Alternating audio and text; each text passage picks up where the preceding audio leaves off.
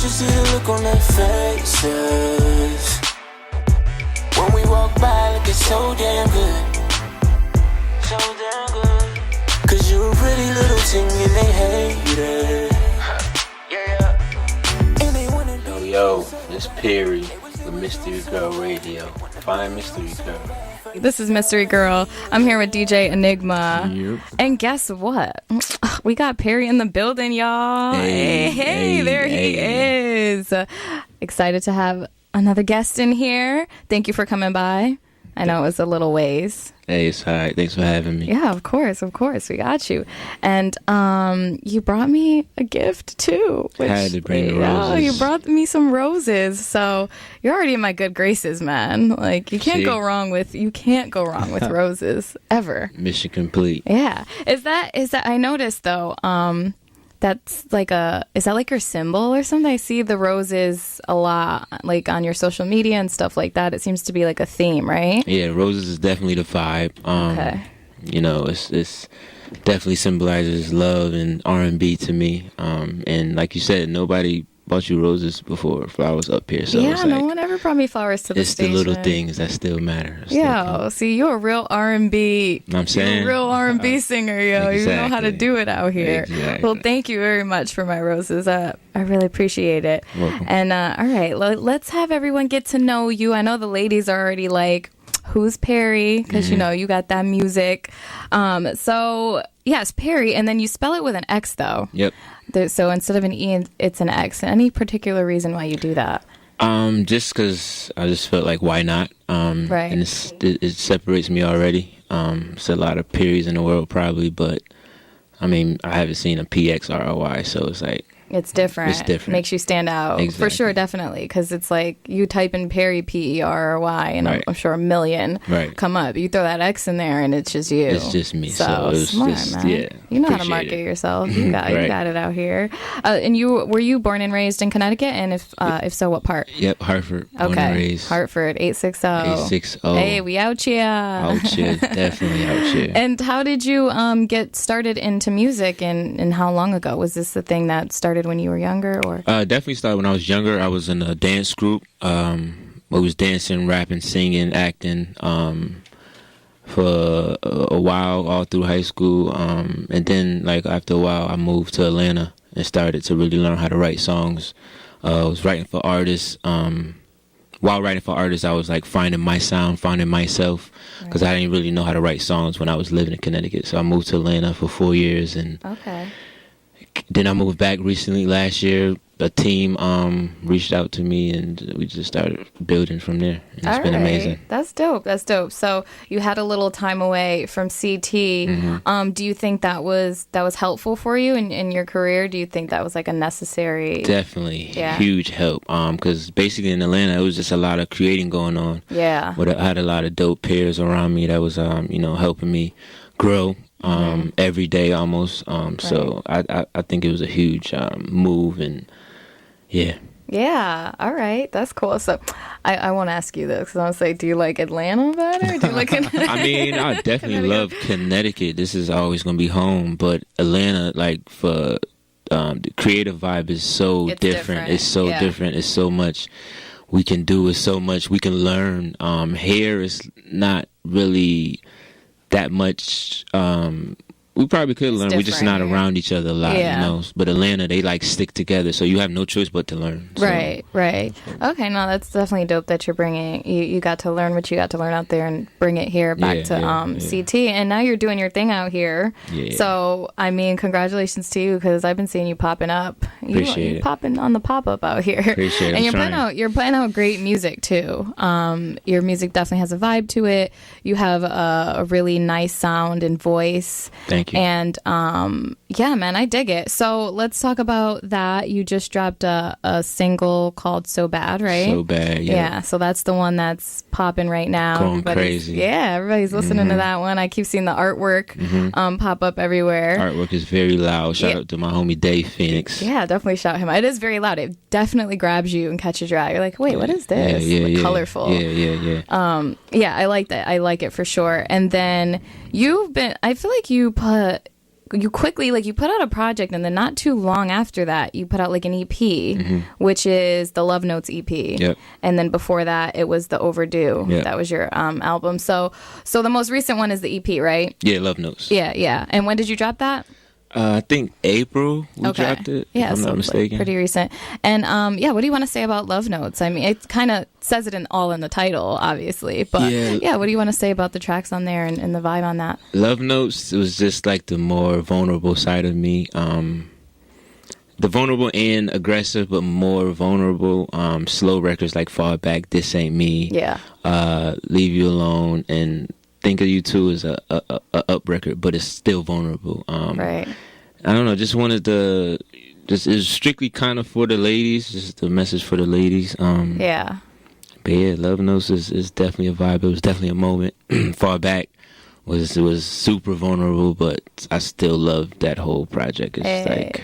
Well, what's it? I mean, do you get nervous when you put out stuff that is so vulnerable, or does it make you feel better? You know, like what does it feel like to put stuff out there that is sometimes very personal? I'm never nervous about it, because right. I'm if I feel this way, I'm sure somebody else feel this way. It's just I'm just be, I would say, nervous to how far it's going to reach, and if everybody can hear it, because I feel like everybody's vulnerable, guys included, and a lot of them don't show it, and I'm just here to show like this is cool. It's a way to do it and be cool still. Yeah. I was gonna say, you pull it off. You make it look cool. Because I'm speaking for the homies, but also the ladies can relate, because it's them too. Like, I'm a guy singing it, but those words, like, a lady feel the same way. So right, and I mean the ladies do love the music. You know, you do cater to the ladies out there. So I feel like this is an appropriate question. Are you single, or are you definitely single? Okay. That's good for business. That's good for business. For sure. And I since this is you're singing R&B, this is what you're doing, and a lot of it is about relationships and women and things like that.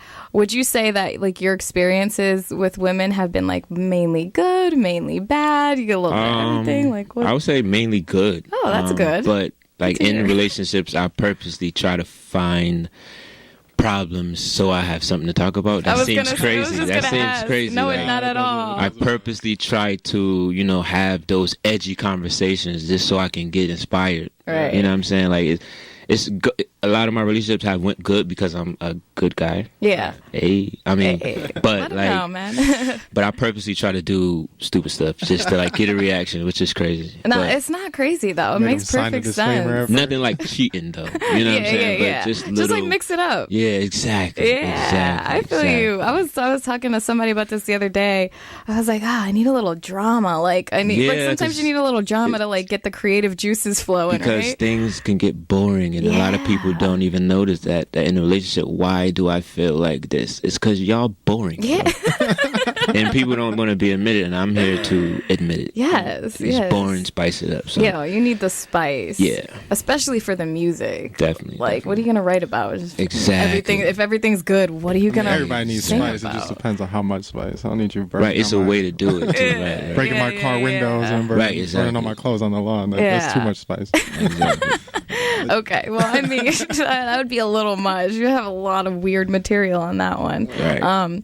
But yeah, I mean, you do know how to cater. I mean, you brought me flowers, man. Like, exactly. You brought me flowers, and it's all in your music too. Right. So that's really dope. So, I had to ask that question. But do you ever get? I like to ask people this. Do you ever get, like, phone calls from like, girls you've dated or whatever, like, asking, like, hey, is that song about me? Like, yeah. Does that happen to you a lot? Yeah, but I would tell them, like, the song isn't about you, but a line was probably about our situation. Right. I mean, so, yeah, I don't think a whole song is about something. Yeah. Not yet. That's funny. How would you describe your perfect, like, partner? I would say just understanding and, I'm trying to help the women out here. It's just like we building a partnership, and you got to understand my life, and you got to understand that I'm not regular, so my thought process isn't like the regular guy you're probably used to. Right. Let them know you're not basic. Yeah. Because a lot of girls tell me that I'm not like other guys, and I'm like, what are these guys doing? Like, I'm just being myself. Boy, like, you don't even want to know. That's a whole different conversation. Hey. So we gonna move on. Yeah, but as far as your music goes, who, you know, like, who's your favorite R&B singer? Like, who do you look to when you're feeling stuck and you need some inspiration? I would say Drake. He's not an R&B singer, but he's like in his own category. And it's really the pen. It's really the songwriting. That's really what it is. That's why he don't miss. Yes, he got a tone that he can rap and he can sing a little bit, but it's really what he's saying. Yeah. Yeah, I would say Drake. Yeah, that's a good one. I'm not gonna argue which one. Do you feel like the R&B era is coming back where it is? Definitely. I love R&B where it's at. I mean, I'm happy to be a part of it. I'm happy to be somebody that's planning on come and being the biggest R&B artist out. Yeah. I feel like the shift that happened. It's a good time for R&B right now, for sure. It's perfect. It went from like it was like 90s R&B is like the fundamental R&B. Yeah. But it was too clean. And now what it's doing, I love it. It's edgy. It's very edgy. And it's like, it's needed because... We all know R. Kelly kind of had his edge, but it was too much. Yeah. Uncle Kelly. Let's not talk about R. Kelly. Yeah. But Kel's was dope too. He had his time, yo. He really did. Kel's definitely inspired me, like, coming up, listening to R&B. R. Kelly is definitely one. Because he definitely fathered in that edge. He was the one. Yeah. For sure. Yeah. For sure. He made a song about anything. And it was dope. Not like facts. Hiding in a closet. Shout out to Trapped in the Closet. Yeah, I was just gonna say, made us about hiding in a whole closet, bro. That's a throwback. Genius. Oh man, that was good. I was singing all 5 first chapters word for word. Like everybody was. Like, that was insane. So it's definitely a good time for you to be a part of this. And I haven't been to a show yet, but I'm going to. I'm gonna make it. But you seem to put on a performance. Like, it's not just you know, singing. You're dancing. And you were saying you started off doing dancing. You're a great dancer as well. And then you have dancers like behind you, like doing the whole 9. Why is it important for you to like make sure you bring all of that? Because that's like a part of what's gonna make me stand out as an R&B artist. Now I get a lot of comparisons, which is like I can't help how I look and my style. I'm not gonna switch it. Yeah. So what I'm gonna bring is like the whole entertainment of it, like the stage, like the performing. The records are vibey, but he got dancers. He's dancing. He's performing his records, not just walking back and forth. Yeah. I think that's super important, especially today. Just so I don't. If you try to compare me, you like, but he's not like them. It's because of the live show. Yeah, exactly. No, it definitely makes you stand out. There's a lot going on, and I saw a couple clips, and I was like, oh, that's really dope. Like, he's not just standing there doing nothing, you know? It really draws you in. Yeah, because I came up watching Usher. Usher was a huge inspiration. So I feel like that's still missing in R&B. I agree. People who's probably dancing, is kind of like their music isn't just like up to par. You know what I'm saying? But, I mean, yeah, I definitely agree. I'm there with you. So keep that going, because that's definitely key. It's key for sure. Appreciate it. And I saw you were are you part of a label, New Neighbors? Yeah, New Neighbors. Yeah, tell me about New Neighbors. Me and my homie Rich Breed, we always wanted had the name for years before I even moved to Atlanta. But it wasn't like a team. It wasn't like kind of a real thing. We have a logo, but now we have a logo and everything. So I'm basically signed to myself. Okay, dope. That's the way to do it, man. Yeah. And built the team. You know, we got a choreographer. We have Tia Long. She's the president of the label. Okay. Which is super dope. We got creative director, and we looking to build the team. It's still new, but it's like, pretty soon we'll be signing artists. You know, so it's like. I love it, man. And right out of CT, man. We need more of that. So, I had to know what was going on there. Shout out to New Neighbors. Too. Yeah, I like the new. The industry. Name. It's the industry's new neighbors, because we like the new guys, and we like the new neighbors to like these industry people. So like, right. New neighbors. Okay. We moving it. Thank you. Shout out. So what do you have coming up? I know you have a show coming up. When you want to talk about that and what else you might have coming up? Yeah, we just got the Unplugged coming up. I'm performing a few of my songs with the band. which is going to be a huge vibe. That's going to be lit, man. Yeah. Super, super vibe. Oh, bands are always lit. Yeah, they make everything better. Yeah, so it's just going to be your voice in the band. Yep. I like that. See, that's how you know you could sing, because you don't have a track. Right. You got the band behind you. Like, people won't do that if they can't sing. Right. You know what I mean? They don't have the backtrack there. Right. So I know you got it. Yeah, it's going to be a live audience. It's going to be like... I'm excited. Do you have anything else coming up that people?